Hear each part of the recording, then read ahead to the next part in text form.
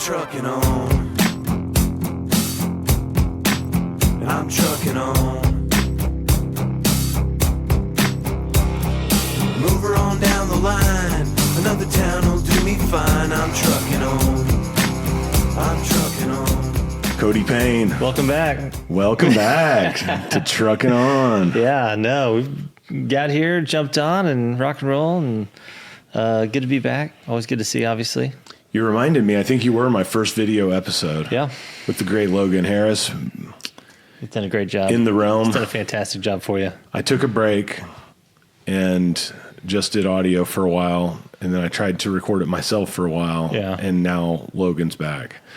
Having his vibe here is an important part of the show, I've found. Well, yeah, having someone that understands it all, that can edit it, chop it, tell you what sounds good and bad, that's good. Because, I do a lot of video editing myself, and it can be very frustrating when you're working on stuff. And, it can be very time consuming as well. Like the video editing stuff is very time consuming and very tedious. And so, whenever you're mixing stuff with other people and whatnot, it can be a little tough. But, yeah, you got a good setup. You do all of your own editing, right? For the most part, yeah. Yeah. Yeah. And you have made some Ward Richmond music videos that you star in. So, yeah. And actually, that's what I was going to talk to you about today. I've had so many ideas. So that was the first one that I've ever done, was When I Can. Like, because we just wanted to try, because I had some extra footage from a little short film that we had shot. And I was like, you know what, let's do something creative. So I got with Michael at the office, and so we wanted to capture some more footage that could go with the song. Yeah. Right, because if you see the movie, it wouldn't go with it. It'd just be two different things going on. And so ever since then, we'll be riding around to appointments or stuff like that, and we're like, we've already got so many ideas for the next one. So I think I told you I'd love to do another one with you. We've actually talked to Mercer about doing one on his. And so it's something that we've never done before. And so, like one of his tunes that his band's doing. Yeah, absolutely. That's a good idea. And so, because as you know, I've done acting for a long time. I've done plenty of I do a lot of short films for people and things of that nature. And so this is something that we can do, and we can do it all in house and kind of have fun with it. Yeah, that's cool. I'd love to do like a proper music video. Oh, I think it'd be great. Yeah. Next time you're at one of your concerts, I think you've been doing quite a few out here at one of these places. I can come out, bring my stuff. We can shoot something, and then I can also shoot some side stuff and just collide it and make it look really cool. And I think it'd be a lot of fun. And I'm telling you, that's how, if you're looking to get bigger and better, I always think is you want to be like super creative, right? Where you kind of have that little thing where somebody thinks of you, or they see this and they think of you. And so I think if you can have something like that, and that's why, in our business, we always try to make cool posts, cool videos, things of that nature. And so I always want people to think when they see a small bay industrial park, something like that, they think of me, right? And so how do we do that? And so I think with music, it can be the same thing, right? If you got a really cool video, it could be a shit song, but the video can be cool, right? What are you trying to say? No, I'm not saying your songs are shit or anything like that. I'm just saying, like, you can have stuff like, just kind of like a movie, right? Yeah. It can be a total shit. Like, if you go back and watch an old school Steven Seagal movie, you're like, God, this is like the worst acting I've ever seen. But back then, like, the action was next level. You kind of have Steven Seagal vibes. Oh, yeah. No, I mean, I was raised on Steven Seagal. You're dressed like him right now. Yeah. Yeah, no, I mean, that's all my dad had us watching when we were kids. Steven Seagal. Did you ever have a ponytail? No, he wouldn't let us. Yeah. Yeah. You should just grow a ponytail out. I don't have the hairline that I used to, so I think it would actually probably look bad, because now I've kind of got the 5 head. But back whenever I had a better hairline, I have a 5 head. I just don't know if the ponytail looks so good anymore. I have a friend that just got hair transplants, and he got rid of his receding hairline. Yeah. And he has like he has a hairline of a 17-year-old. Is it too perfect? Yeah. Yeah. That's usually how any hair transplant that I've ever seen, it just looks way too perfect. My doctor, Brian Rudman, who's been on this podcast, he does that as a service at Formula Wellness, his business, and he did it there.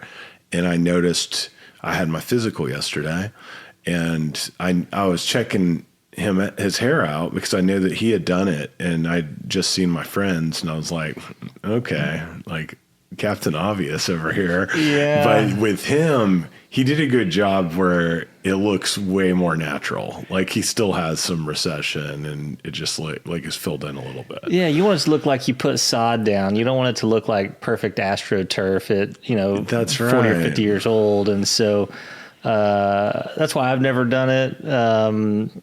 Plus, I always said once it gets to a certain point, I'll just shave it all off at some point. What are your thoughts on plastic surgery?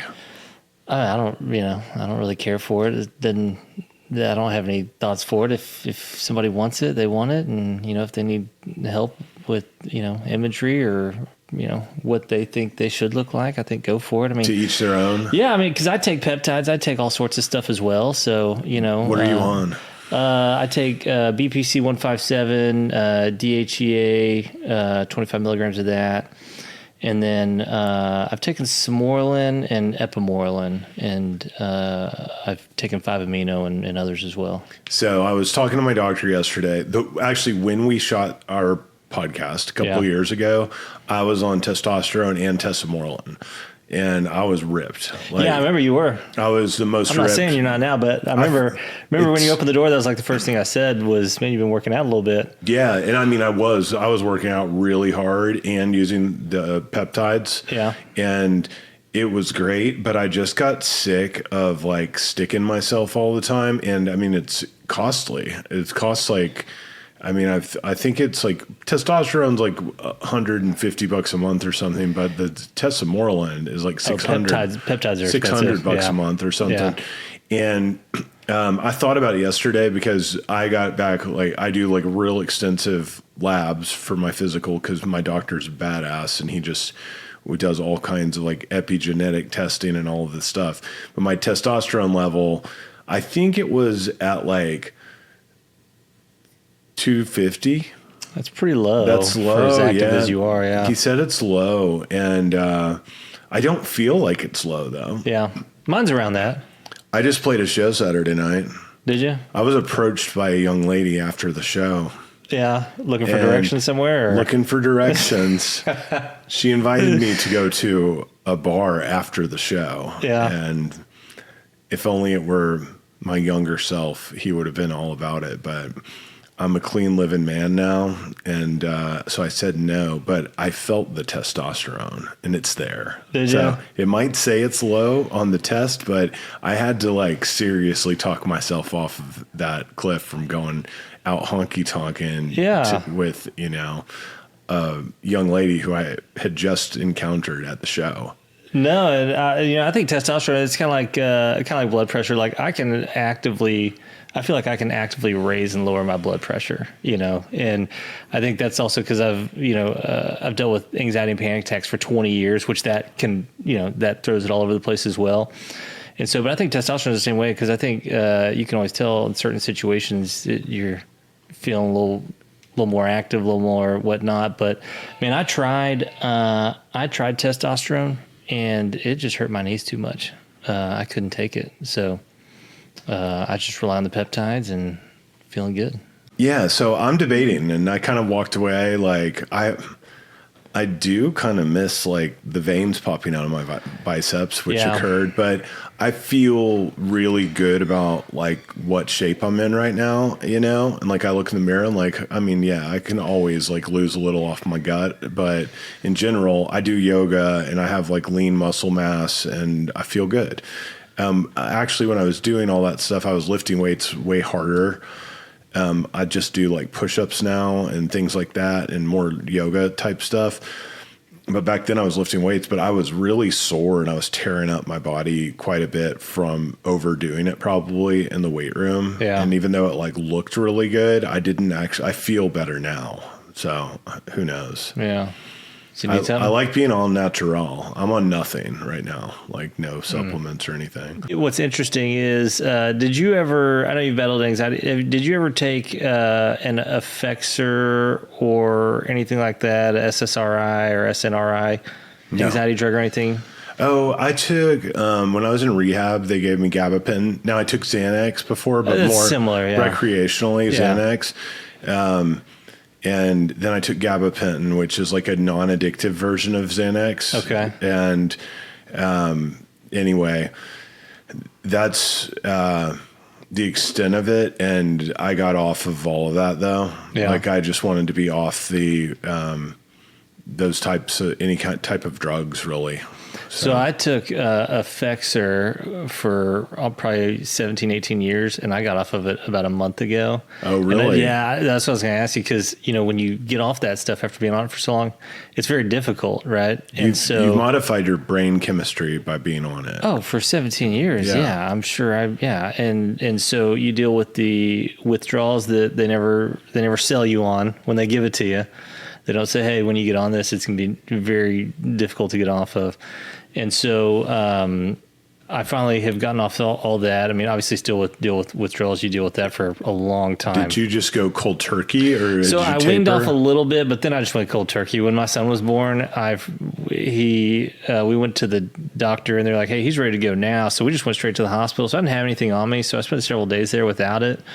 And so I just said, well, let's just keep riding this train and see if I can overcome it. And, you know, you deal with the brain zaps, you deal with all the, you know, hot flashes and, you know, the stuff that messes with your mind a little bit, thoughts. But 30 days in, I mean, it's still a little rough, but you can tell you're starting to feel kind of how you really haven't felt in a long time. And the reason I got on that stuff is because I think I was younger, getting into a business that, you know, had a lot of people that were obviously very wealthy. You know, I put a lot of pressure on myself, I always have. And, you know, I think there's just a lot of reasons why I ended up going on it, you know, because you're having panic attacks all the time. You want to get that fixed. You don't want to be in a meeting telling everybody to call an ambulance. I need to go to the hospital because I'm having a heart attack at 21 years old. And so, but anyways, you know, got off of it, but man, no, I still love the peptides. I like those. Do you feel like you're doing good though? Or are you managing the anxiety well without it? No, not at all. But no, I mean, it takes time. Like the withdrawal symptoms from that stuff is very, very tough. Very severe. Describe them. So have you ever had, one thing that a lot of people have is something called brain zaps. Have you ever had that? Almost feels like electricity bolts going from this side to this. You know what I'm talking about? So it's like a electrical bolts going from each side of your head. And so I'm sure people probably look at you a little funny because you'll just be sitting there and just out of nowhere you'll just do this. Like that. Okay. And so you get little brain zaps. You get heat flashes. Your body, like probably the past 30 days has felt like I've drank 30 Red Bulls. Really? Yeah. Like you're just overamped. Do you practice yoga? No. Dude. No. Try it. Well, I did karate for a long time, and so I'll you know, still dabbing that a little bit at I the feel like house, karate is different, though, than yoga. It is. It's a little more manly, maybe.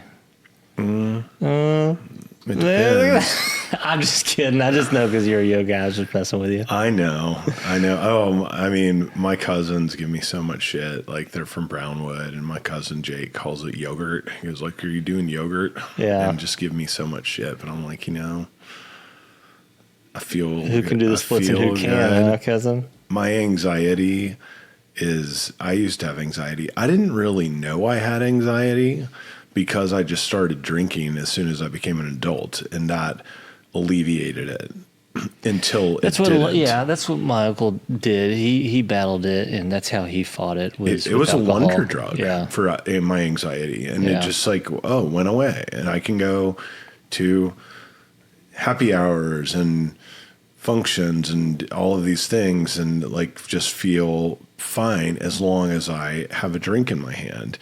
And it's been like a 10-year journey since I stopped drinking. Yeah, I mean, it's not like I took a year off in the last 10 years, you know, and Yeah. I drank 1 year out of the last 10 years.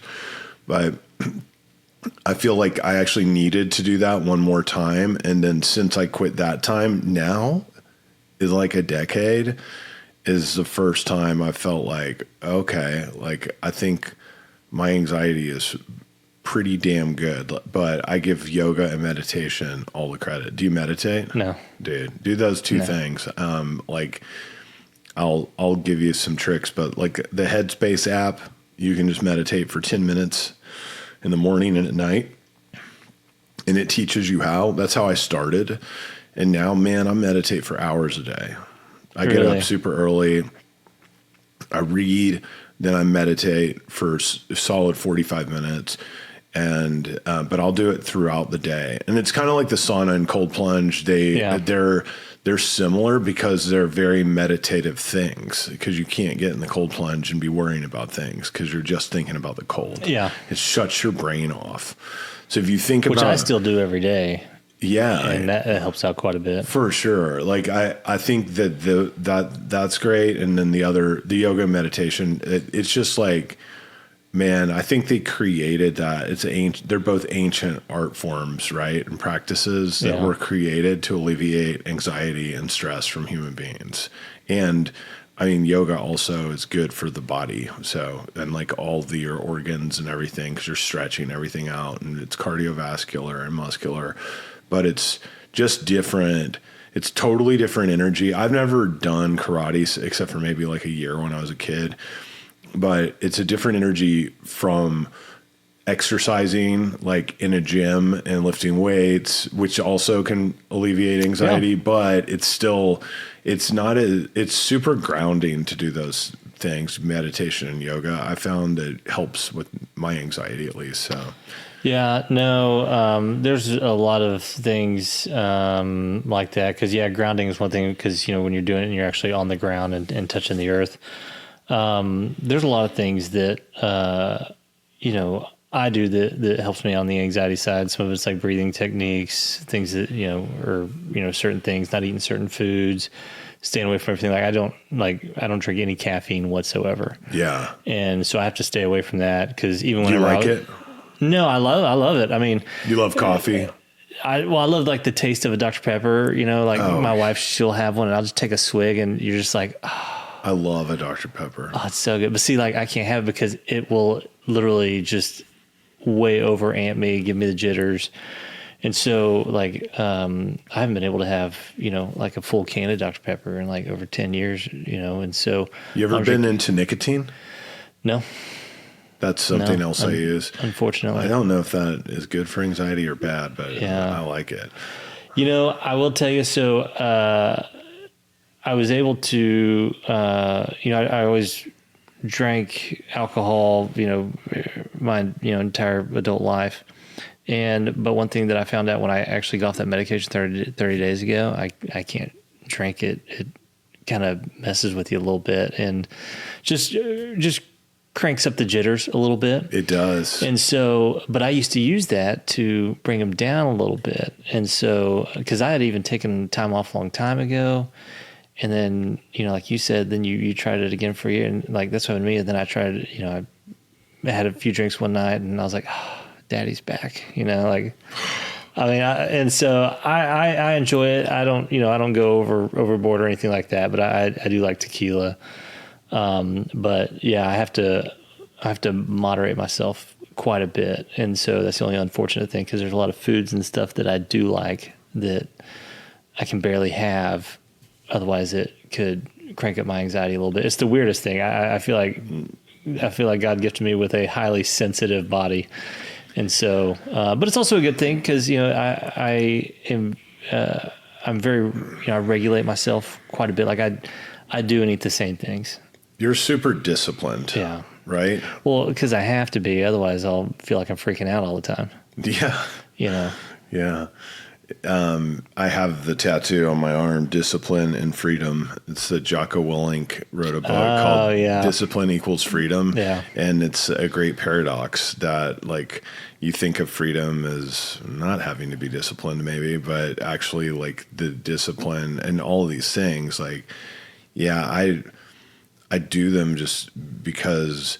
And then the more you start living this disciplined lifestyle, then I think the more sensitive you become to things like a one-night stand, for instance, which I just, may or may not have had the opportunity to do, but I didn't. I said no, like before it even came to a point, a fork in the road where that was even really a possibility. But it was kind of like a door was opening, and I was like, should I go down this path? No, because a one night stand used to be my number one goal in life. And now I know how that makes me feel because I experienced enough of it. And I used to do it in an unconscious state almost, like, and it was some kind of like dopamine hits that I would get, and I liked it. But then it's just temporary happiness. Suddenly I realized this actually leads to chaos in my life, not peace. So now when I got in that situation, the road to the Lakewood Landing is chaos for me. Like, I want to live the road of peace. And so I went home, and it wasn't an easy decision. And I'm just like saying, like, who even knows if I had that big of a chance with her, but, I had to make a decision. Like, am I going to go like pursue this or not? Like, the same thing with Dr. Pepper. I love Dr. Pepper, but for me, it's not the caffeine. Caffeine doesn't really bother me, but sugar does. And if I have this, I don't want to drink Diet Dr. Pepper because it tastes like shit. It tastes like crap. But if I have a real Dr. Pepper, that's so much sugar. Like, I'm not going to like start drinking Dr. Pepper every day. But what I will do is I'll start craving other sugary things that I prefer, like Susie cakes and like cookies and crumble cookie or then something. All of a sudden, then I'm just like getting puffy. Then you're really grounded. It's not good. But I wasn't sensitive, and I think part of it's with age, and then part of it's with like an elevated level of consciousness around my behavior and wanting to feel in a state of peace. And then when something is disrupting my peace now, I'm pretty quick to pinpoint it. It's not like I'm walking around a ball of anxiety. I'm like, this is causing me anxiety because I live a peaceful life, and this is fucking with it. And that might be diet, exercise, sleep, something at work, people I encounter. And then what I try to do is, because I'm like less of a masochist than I used to be, is figure out how to remove that thing that's causing me that unease in my life from my life, to the best of my ability that I can. And if it's somebody, let's just say a family member as an example that you're connected with, then you just have to create, I have to create boundaries. Like, okay, I'm not going to talk about this subject around this person or whatever, or I'm not going to go see them 12 times a year, maybe just at Christmas, you know, like something like that. But just kind of avoid it. And then I mentioned this to you the other day, like another move that I will do to people like this is I will be extra nice to them too. And I don't know if that ever works, but I might send like a little note, like, happy birthday. I hope you're having a great day. Even though they fucking drive me crazy. Because I'm like, just be good vibing, you know? Yeah. And, instead of, because I don't think it's also can lead to chaos on the other side. Sometimes like just being a total dick and cutting someone off. Like, I don't think that's the answer in life either. There's a delicate balance with the people side of that, with the food and like eating shitty food side. Like that becomes clear. And I'm doing 75 hard right now. I'm on day 48.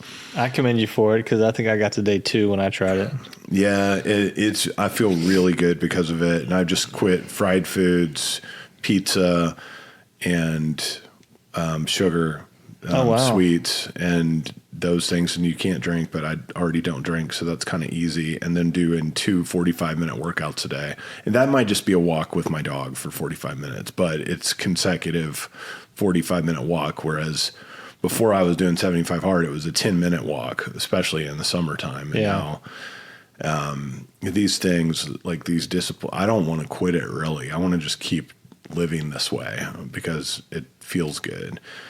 And then, man, those things that get you, that's just a sign of your discipline and your elevated state of consciousness. I think that we're starting to really realize this is not good and I better not do it. Yeah. But I'll tell you, with me, people can still really get to me, and especially in, business and life. And I was actually talking to, I think a mutual friend of ours, Will Narduzzi, about it the other day. And, one thing that I think we've gotten a lot better about is certain, clients and people that we work with, there's certain people that can just wear you out, and the money can be great, but at what cost is it? And so, I've gotten much better about not doing business with certain people.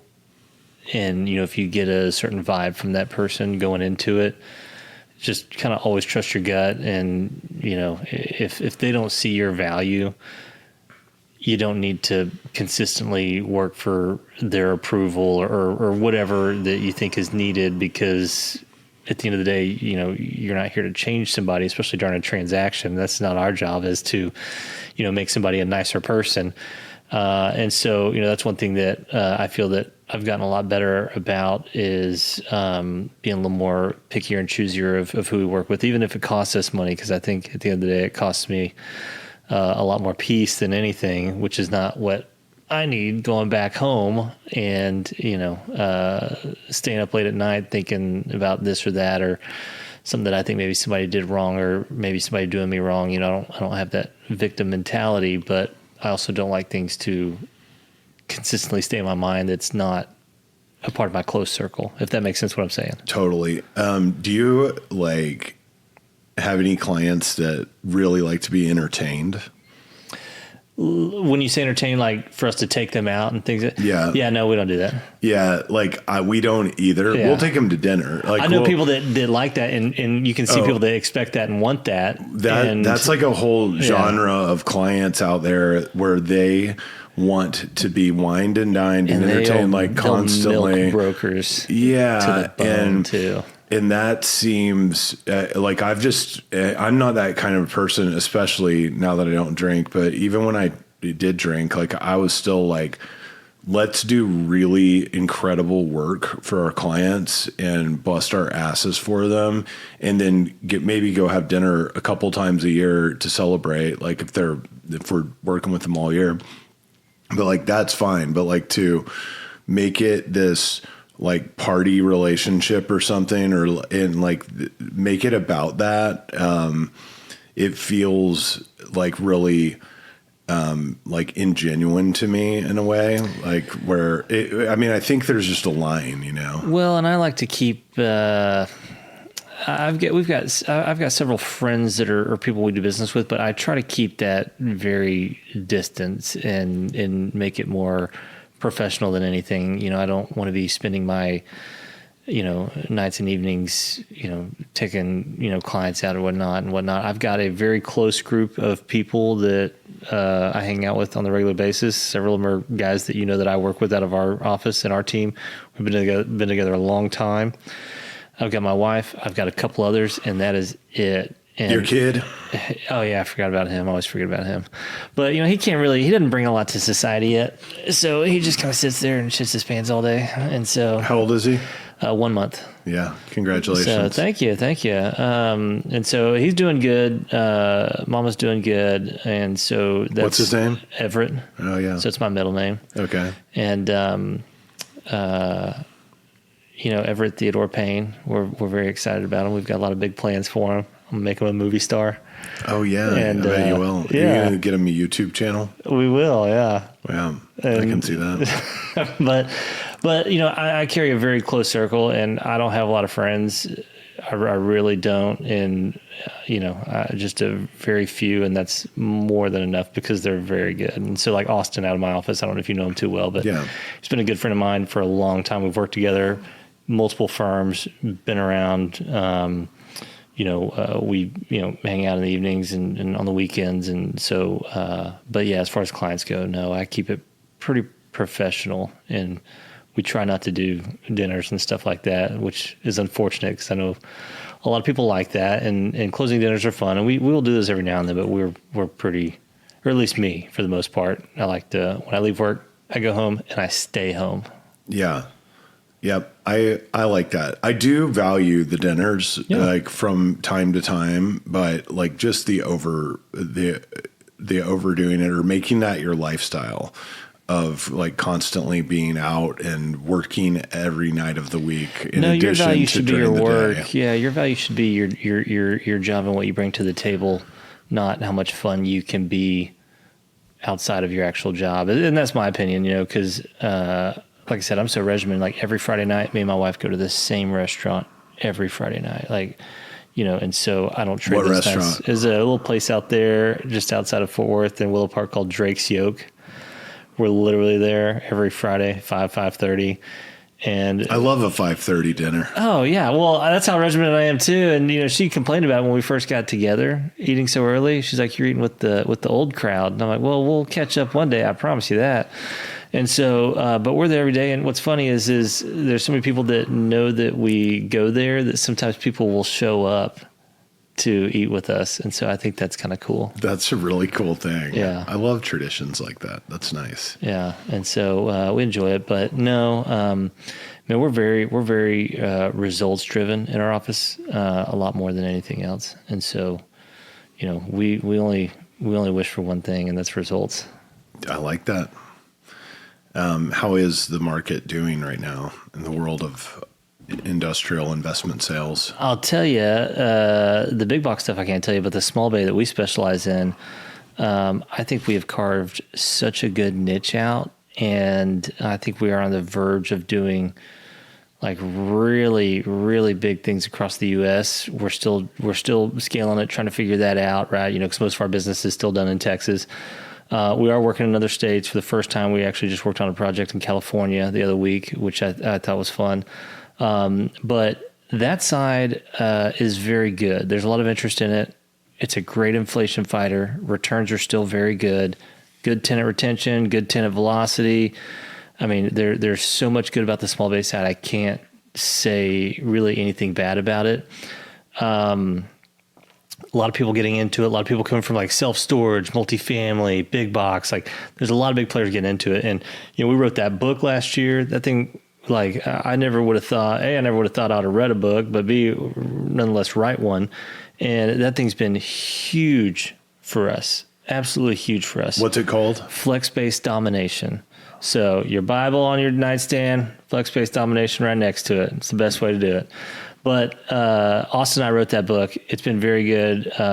We've gotten people from all across the U.S. that have bought it on Amazon and have reached out and asked questions, this and that. So I think that's going to continue to help our trajectory. But no, we're looking more ways to expand this asset class, continue to bring value to it, and to be the faces of it. And I think we're going to have a very good ride over the next 5 to 10 years. What kind of cap rates do these trade at? If you're talking Texas, I mean, depending on quality, 7.5. Yeah. So kind of like pretty good. 200 basis points higher than core industrial. Yeah. And even, you got certain infill flex that will sell at significantly, less basis too, which I'm not a fan of the infill stuff because that stuff carries a lot more office component to it, a lot more TIs and things of that nature. I like the stuff in growing areas, right? Like McKinney, Anna, Melissa, places like that. That's where you can really get good year-over-year rent growth, lower TIs, less co-brokered deals. I think there's a lot more opportunity and a lot better returns to be made out there. But you do have a lot of those that are metal construction. And a lot of the big guys have trouble getting that in their mind, and because they all like the tilt wall, or the concrete tilt up. But I mean, you can look at the returns on those, cost of running and repairs and maintenance into some of the other stuff, and you'll see a big difference. Are these dock high buildings? No, or they're all grade level? Yeah, these tenants are like 2,000 feet. They ain't getting nothing off a truck, off an 18-wheeler. What do they do? I mean, it can be anywhere from any contractor base, right? Your plumbers, electricians, Pool guys to, maybe some of the showroom guys, retail guys, fitness studios, sports tenants, any type of athletic business. I mean, it's a wide range of tenancy, but a lot of times it's kind of like, I'd kind of look at it as like the multifamily of industrial, right? Like a lot of tenants can be in these places. Yeah. A lot. So whoever's buying them, they need to have a pretty good management plan in place. Yeah. Because they're not hiring Like, or do they hire like a big firm to manage them for them? Or You can. A lot don't because they're a little more management intensive. And so but I mean, any firm can do it. I mean, they're very easy to manage. I mean, a lot of times they're still triple net leases too. So the tenants are taking care of a lot of things. It's really just kind of taking care of the grounds and day-to-day stuff. But they're not hugely management intensive. Yeah. Yeah. Right on. Where do you see the market going with this Trump economy that we're in right now? I have no idea. Yeah. I have no idea. I'm just here to ride it. That's all. Yeah, I'm right there with you. I'm just here to ride it and figure it out. I think there's a lot of uncertainty out there right now, obviously, right? It seems that maybe quite a bit of it's kind of settling down for a little bit. It kind of felt like, hey, maybe we're going to World War III, maybe not. But it seems like a lot of things have settled down. You got the tariff stuff that's still getting sorted out. So this year could be still quite a toss-up, but, like I said, our business is still doing really good, so we're just kind of staying focused on that, and hopefully everything else works out. But you got a lot of things out there, the retail sector, the office sector. I mean, there's a lot of areas that are taking hits and suffering, the residential, the multifamily. I mean, I don't know. It'd be very interesting to see. I think a rate cut would obviously help a little bit of everybody out, but you also don't want to impact inflation at the same time. Yeah. Right on. That's exciting stuff. Yeah, it is. Very interesting that you would say that, Cody. I'm super interested in dominating small bay flex space. Are you? No, I think it would be a cool thing to own. Like if you can go get it on a 7.5 cap. Yeah. What size deals? Like $1 million to $10 million? Yeah. Or, yeah. Yeah. There's some $1 million deals out there. You can go get a I mean, cap on. Yeah, probably. Yeah, you can find $2 million. I mean, I know a couple. We were across $2 million projects all the time. They're 7.5 to 8. Yeah. Yeah. And, those are good because obviously they're a little easier management. But, just with smaller tenant deals like that and smaller price point, I mean, just financing's usually a little easier. If you're going to raise money on it, you're not having to raise as much. You only got to come to the table with 30, 35, 40% down, and you'll be off to the races pretty quickly. Do you get asked a lot of times, like, tell me about your team structure by people? Yeah. I get asked that a lot. Yeah. Because we both have teams that are like real teams, right? Yeah, our guys have been together a long time. So tell me the quick history on how you built the team and how many people are on it, and like how like the tasks are divvied between the team members. So we got a total of 5 people. Zoe's been with me the longest. She's been with me for probably 11 or 12 years, and she's kind of like an assistant operations manager, whatnot, kind of oversees everybody. Then you got Austin, who's been with me as far as like an agent goes the longest. And, I met him. He was doing some retail investment sales. And we just kind of clicked, obviously, really well. And I was like, man, I got to have this guy because I think that he can help me grow this thing into something unique and fun. And so he jumped on. Then I met Tran. He was working at another firm. He jumped on. We got Nick. We got Jacob as well. So everybody, all those guys are all agents, right? They're all kind of operating out, picking up business. We don't pool together, right? Like some teams will all work on something and then they all make money off of that. We don't do that. Everybody's pretty much, I'd say, pretty independent. So any of the guys can go work on something. They can go pick something up if they want, and they can do it on their own. I don't need any money off of it. I'm not here to take from them. I'm here to help them get better and to grow our name and our brand bigger, and that's all I really care about. And so they can do deals on their own. We do a lot together. So, like, for example, Austin may say, hey, I got an opportunity at this deal. We got to go pitch it. Can you come help me? And so we'll both go in there together because, I mean, when him and me or me and Tran or we all three go into a meeting, a lot of times I think that can be pretty powerful because back in the day when I first got started, it seemed a lot more of an independent business, right? Like when I went to go work for David Dunn, like he would just go into a meeting all by himself. Yeah. And that's it. He didn't need to have 30 people standing behind him, Andy Elliott style hyping him up. I mean, but now it seems like they like the team, even if it's kind of a facade, right? Like some of these big firms, will have teams, and you're like, all right, this guy mainly does everything, and then all these other people are fairly new and will be replaced at some point in the near future, right? Yeah. But ours is pretty good, and we can divvy up tasks as well. So like if we win this assignment, it's like, all right, Cody, you're going to go out and sell it to an investor database and try to generate as many offers as whatnot as possible. Once it goes under, then you pass it off. Austin's going to run it, keep it under contract, make sure everything's good, smooth sailing all the way to the end. So everything's a little bit different, but as far as the most part of our team, they operate very independently. Yeah, because they should. I mean, I don't have the mental capacity to be babysitting people, right? And I wouldn't want to be babysat either, and so. I think the best way for them to do stuff is and I tell them all the time, go make a mistake, go figure it out. There's nothing you can do that I think will throw us in jail. So I think we'll be okay. Yeah. Is what I tell them. Yeah. And I may be telling you this from a jail cell at some point in the future, but no, I'm just kidding. But I always tell them, there's no mistake because, none of them are liars or con men or anything like that. They're all good, well-grounded, good-centered people, and so they're not going to do anything that's unethical. I know that. Have you spelled out the core values for your team? We have a team creed that I don't recall what it is, but I know some of it. It's like, I'm a dominator. I will help achieve the team's goal. It was a long one that we made, and and you collectively wrote it. Yeah, yeah, and it's written in our office, and we used to read it out every day, Pledge of Allegiance style.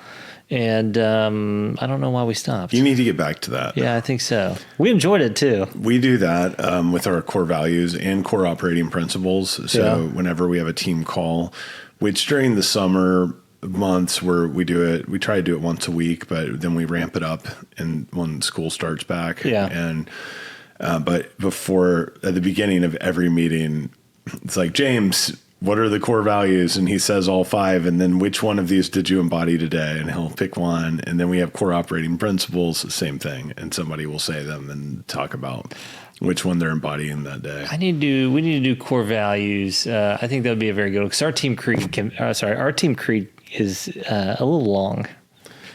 Yeah. It's a little long. We have 5 core values and 7 core operating principles. So, and all y'all have them memorized. Yeah, That's fantastic. Everybody has them memorized. Our whole pitch deck is built around the core operating principles, and then we also have the core values peppered throughout there. So we talk about that a lot, and I find that that's a great way to bond with a prospect future client by going through all of those things and explaining how important it is and saying we all have this memorized. We all recite this every day. Any great leader of a company will respect that, I think. Yeah. But our team creed, I don't think any customer would care to hear our team creed, because I know part of it's I can crush a man's skull with my bare hands. I can chew through metal. Can you? Do you think you could? Yeah, no, but I'm just saying, I think they'd be if we said that team creed, they'd probably be sitting there we're just trying to figure out how we can get the highest amount of money here, Cody. That's probably over the top then for you. Yeah. But we're over the top on a lot of stuff. And so, but no, I think we'll write some core values later this week, and I'll send them to you. It's fun to do. It's a great team building exercise. We made a list of let's say 30 different words that, values that we all liked. And then we narrowed it down to 5, and we did it back in the K-Rod days. It was K-Rod, good old K-Rod, Zach Rutland and Cole and I did it and we still have the same ones from back then. And when we hired James, he was the first person that we hired after we created them. And we went through a really extensive interview process asking him about each of these core values and what he thinks. I like James. He's a good dude. He is, man. He's a machine. So do you track your guys' goals at all? Or do y'all collectively have goals because that's one thing that we do, I'll tell you, we do, I think really well, that helps make our team a little more bonded, right? Because like Austin has certain goals, and I go, okay, what we're gonna do, and some of this is personal too, right? It's not all business, because business is just one part of your life, but we'll have certain goals, and it's like, all right, Austin, I'm going to help you achieve these, but I need you to help me with some of mine. That's really cool. So, we'll do little things like that. So some of it can be like a fitness thing, right? Like one guy be like, I want to lose, 10 or 15 pounds this year. And it's like, okay, well, I think what I'm going to do, since I like to exercise, maybe we'll do a bunch of stuff together, and that'll help you out with that. But in lieu of that, I need your help to achieve this. And so we kind of barter those goals a little bit. I like that. Yeah, we are pretty vocal about our goals and like what we're doing, but like James just did a triathlon, and I'm doing 75 hard, and we talk about these things. Our team's more like I'm going to go do this, especially like James and I are like that. I was thinking Cole just like is the Zen master of the group, and he's always just like rolling, man. Seems like he's always doing something too. He's in good shape. Yeah. He's working out. He's working hard. As far as goals go, we're not good at that. The like unpredictability of our business kind of, because of that, I don't like to think about goals as much as I like to think about the processes. So we're super process driven, and it's like, are you sticking to the process? Are you not making mistakes? Like, my goal is to not make mistakes and stick to the process for our whole team. And if we do that, then everything else will be good. And balance is just something I preach about on this podcast every week. Yeah. Whenever I'm speaking to them, like I'm talking to them about yoga, meditation. Like, I mean, we're all like super mental, physical, spiritual, health conscious team. And we're talking about these things really openly, family, of course, and sharing all of these personal things that we're achieving. And I think it's more like my priority is make sure everybody's like truly living a balanced life, and everybody's working hard in that piece of the life pie and not fucking up. And, and if, I mean, there was a financial analysis out of probably 50 that we have going right now, and probably like 1,000 we do a year, that there was a mistake on today. And I mean, when that happens, boom, I text. Something else we do is, one of our core operating principles is operate with urgency. So that these are just processes we stick to. But if you're not texting me back within, let's say, 15 minutes, like, you're canned. You may as well make a mistake on a financial analysis. Like, I'm just going to realize it and call you out and like, this can't happen. Even when young people are calling me like about a job, or they're interested in commercial real estate, and they like are a 24-hour text backer, I'm like, go work at fucking McDonald's, bro. That's like, rough. Yeah. That's not like, what are you thinking? Yeah. But these are all processes and stuff that like I really value. I clearly communicate this stuff every meeting that we have. And we all just like eat, sleep, breathe these core values, core operating principles, and stick to our processes. And then our culture is something that's really something that I think you need to have or you don't have. And we're going to know that before you join the team, or we're going to expect to. And then if you don't possess the core values and you fooled us, then I'm going to know pretty quickly. Yeah. And if you're like not in alignment, and if someone's not in alignment, it's kind of like what we were talking about earlier, like no hard feelings at all, but like it's sometimes not the right fit. Yeah. And even if the person may meet actually all the core values, but there might be something out of alignment. And like we and I parted ways with lots of people. One guy that we hired, like he wasn't cut out to be a broker, and he left. And that's just life. Totally. There's nothing wrong with that whatsoever. And, that's one thing that used to scare me a lot when I got started in the business, is because, you're fully commissioned. And so I was always worried, like, what if I don't make it? What if I don't make any money in 6 months or 8 months, or what if I can't get it? And so like I always had these what ifs that would just drive me up a wall. Yeah. But I also think it helped drive me as a person as well, right? Because, I was just a kid that grew up in Grand Prairie that, nobody in my family had any money. And then you get thrown into a world where, pretty much everybody's a millionaire, it seems like. And so those things worried me quite a bit. But, I think that as far as the team goes, I mean, one thing that I really like doing is having a goal and then going, we can make a roadmap to get there. And so I love, like, if Austin or Trent comes to me and they're like, I want to achieve this. And it's, especially if it's something that I haven't done or don't think I can do, I love sitting there going, all right, let's research this and let's figure out how to get there. Yeah. And I know that maybe I haven't gotten there, but together I think we can. And so that's why I always tell them, I'm like, I can show you how to make the, money that I've made. I can't show you how to make more than that because I haven't done it myself. But together I think we can. And so it's just like, hey, I want to maybe have abs again or something like that. It's like, man, I haven't had those in 15 years. I'd love some abs. But I know what we have to do to get there. I have giant abs that are beneath layers. But I'm just saying, like, little things like that, like, or I want this item in life, or, I want to be able to do this. And so, but I like doing stuff like that to where we can sit down, write it down, and as long as we do the steps, we can make it happen. What's your number one goal right now? Mine is to really just become the face of small bay industrial across the U.S.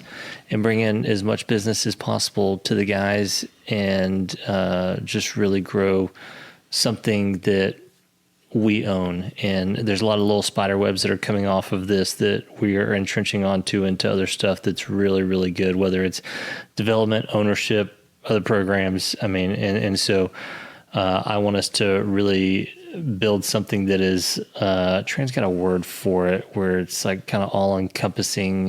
He's better with words than I am, but just omnipresent. No, just like you're building something that's like a one-stop everything that is, kind of like the go-to. So if you want to build a small bay or invest in it, we want to build a platform that covers everything that you want. A one-stop shop. Pretty much, yeah. He's got another word for it. I want to know what it is. I'm going to find out, and I'll let you know.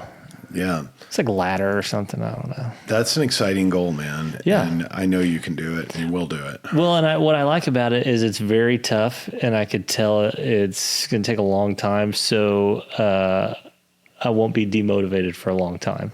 Yeah. It's the little goals that demotivate me fast. For sure. Yeah. Just that's such a great comment right there, is go big or go home when it comes to your goals. Yeah. Because when I got in the business, you know what I always wanted when I first got in the business? I always wanted a Cadillac, right? Because this was 20 years ago when Cadillac was Cadillac, and never had one, never, really been around one. Like that was like the primo car. And I went to work for David Dunn. And he's like, man, he's like, I think that was an easy goal for him because he was already pretty wealthy. So he probably looked at that as like nothing. But he's like, man, if you go out and you pick up a bunch of lease listings and you start leasing, you'll make enough money to where you can buy, they're only $299 a month back then. It's like you'll be able to get you one. And so I did that. And then I finally got one, and it wasn't what I had dreamt of since I was a kid, unfortunately. And so then I was on to the next thing, to buy the next thing. And that's how I spent the first 10, 15 years of my real estate career, was buying the next thing that I thought would make you happy. This is my problem with goals and why I don't really have goals. And I more have like these just kind of rules of living, because I have achieved lots of goals in my life, and I've experienced this level of letdown after all of them. And I mean, yeah, I'm proud of myself for doing what I said I'm going to do. But it's like, it doesn't solve all the world's problems. Like it's actually way simpler to solve all the world's problems, and it's make decisions that lead to peace instead of chaos in your life that you can control. And like thinking about that as my goal, I guess, is like choose peace over chaos. And when you have the fork in the road where I have the ability to choose, and which one am I going to choose? And I'm really looking at that and like finding the state of peace, because I talk about it a lot in the music industry. Like like winning a Grammy Award. I've won enough awards to know that even when you win a Grammy Award, after you win one, you want to win another one. You want to win a Super Bowl. Everybody wins a Super Bowl. You think they're happy after they win the Super Bowl? No, they want to win another Super Bowl. And it's like you accomplish one goal, you want to accomplish another. And it kind of, to me, is something that through yoga and meditation, I've realized like it's not about the goal, it's about the present moment. And like, how am I, like, what kind of person am I going to be? And then kind of like the goal of that just become like when I'm doing that and I'm doing all the things that I'm telling myself that is bringing me peace over chaos, then it's like God delivers the abundance. Yeah. That's pretty, pretty out there though for some people. Yeah. And, I think the issue that I have, and I'd always love to live that way if I could, and maybe I will be able to, but if I don't have like certain goals, like my motivation is very important to like just my mindset and everything around me. And so like, even when me and the guys go eat lunch together, or if we're on the boat together or whatever we're doing, it's always talking about how do we get better and improve and this and that, and how do we achieve these goals that we've set out. And so I can get demoted without your goals. Yeah. I think I can use a little bit more of that probably. Yeah. I think I've kind of gone a little too much in the other direction a bit, which I needed to do for me. But no, I can see the value in that. Because when I used to compete in karate, I always had goals of becoming like a Texas state champion, right? And I never achieved that. I could win a bunch of little regional tournaments here and there. Those were always easy. But when you go fight the best of the best and you do katas against them, you do sparring against them, I always kind of fell short. And I had kind of lost some motivation in doing that. And then when I did that, man, I just fluttered out and, quit doing it altogether. Have you ever read a book called The Secret? Yeah. I just finished reading that as part of my. I saw the little movie on it actually. There's a little film on it. I don't think I've seen that. I just read the book for the second time, and it's so good about manifesting things. Yeah, it's really great. You gotta believe it. You gotta write it out. I'm a big fan of printing it out and putting it in front of you, right? Yeah. And so I had done that a long time ago. I had always wanted a Dodge Viper. So I printed one out that a guy had on Craigslist for sale and had it sitting on my desk. And you got it? No, I had started making really good money. And when I went to go look at one to buy, I ended up getting a Corvette instead because it just seemed a little more practical and whatnot. So it just wasn't what I had thought it was going to be. But I think every kid's, goal is a Lambo or a Vet or a Viper. I love Dodge Vipers growing up. They were the greatest. They were so cool. You're putting just a V10 in a car. They have no traction control, no stability control, no anything whatsoever. And so that's one of the last raw American muscle cars that was made. I like Dodge Challengers. I think they look really cool. Yeah. And I just recently got one as a rent car, and I'm too big for it. Yeah, I had the Charger Scat Pack. So I've got the new Vet, and that's cool. But you'd have trouble getting in and out. What does that run? Their models probably run anywhere from 70 to 125,000. Yeah, they're not too bad. But I'll tell you, I'm 6'2", and it's a little tougher to get in and out. You'd have some struggles in there. Yeah, I bet. Yeah, I've just got a Jeep. Yeah. But I got the muscle cars that I've built over time, and those I like a lot because those are something that I have time, effort, energy, personal work in it. And so I enjoy older cars more than newer age vehicles. Do you have a Jeep? No. Are you a fan? No, I don't duck people for a living. No. Do you have all the ducks on there? I have 4 ducks. Ah! It's really, I've been ducked by 4 people. Yeah. And randomly, like once at DFW airport, but you come to your car and, there's like a duck sitting on your door handle, and it's kind of a good feeling. I thought it was silly what if you at first. go up there and somebody's trying to put down your door handle, and you think they're trying to get in the car, and you'll just start swinging on each other? I mean, I'm not a fighter. Well, no, it seems like it could be a little dangerous walking around. If you're doing it, you have to be really obvious about it, and like this is a duck, not hiding it over here. But yeah, not like wearing an overcoat or something. Yeah, Trent had a Jeep and he got ducked.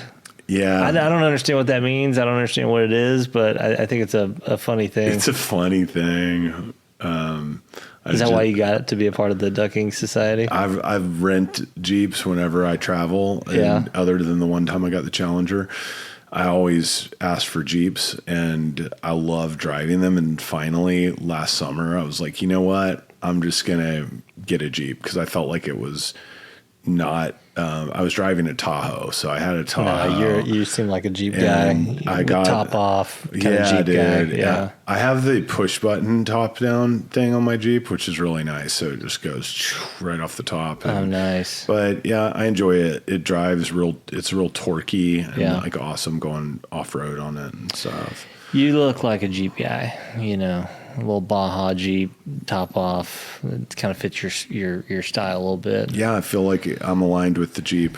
Tahoe seems like you need a little cardigan or something, and go to the Byron Nelson Inn. That's kind of what the Tahoe is. I think you're right. In the real estate world. Yeah.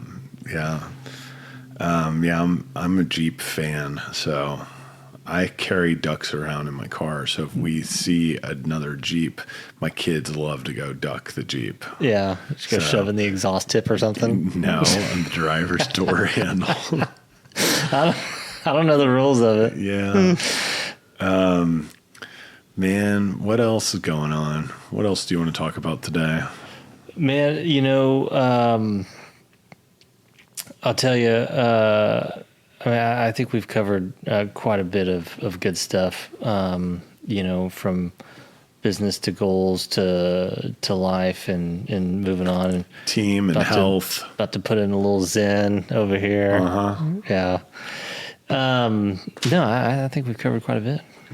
What a pleasure to have you here, Cody Payne. Yeah, no, I appreciate it. I love you had me over. We've become great friends. Yeah. And got to know you. I'd like to go to another concert with you guys sometime. Yeah, I just went to Josh Roy Walker in Fort Worth when he was performing out there. I got a table, and me and all the guys at the office went there, and we've seen him many times. And he did a fantastic job. It was actually his second show that day. Yeah. And I think I told you when I went up, because he came off the side and was at the little table, and you could buy a T-shirt and talk to him or whatever. And I went over there and I was talking to him for a minute, and I said, I said, we have a mutual friend, Ward Richmond, and he goes, yeah, you look like you would be friends with him. And I said, I don't think he knew what I said. I don't think he knew what I said, though. What if he might have thought you were Steven Seagal? Maybe. I doubt that. But he put on a fantastic show. Because I hadn't seen him since he had his chemotherapy. Yeah, he is such a talented man. And I have a new album coming out, and he played guitar on several of the tracks. Really? Yeah. He's a shredding guitar player. He's a hell of a guitar player. He just rips it. You know who surprised me big time? Do you know who Charlie Crockett is? Yeah. I went and saw him in Austin. You know who he is? Dude, he is a killer guitar player as well. Oh, yeah. And his sound, which is like old school country and blues a little bit mixed. Kinda. Yeah, it's very unique. It's kind of like what Elvis had when he had kind of got started. It was like kind of like gospel mixed with a little bit of. And Charlie Crockett, that sound, you don't hear that sound out of people today, right? You can go pull up stuff from like the 70s, right, what it sounds like, you know, in some of the 80s, but he's got a very unique sound, and man, he's one hell of a guitar player and a great performer. And he's just got style, right? Like he's got that. He comes out with his dazzly, looks like Marty Robbins outfit on, like really good looking, but a very good performer, and all of his songs are really good. And so I like him a lot too. Yeah. Well, let's go to a show sometime. Yeah, no, we'll find something. Cody, thanks for making the trip to East Dallas, Texas. Yeah, man, trucking on out here. For another episode of Truckin' On. Peace, brother.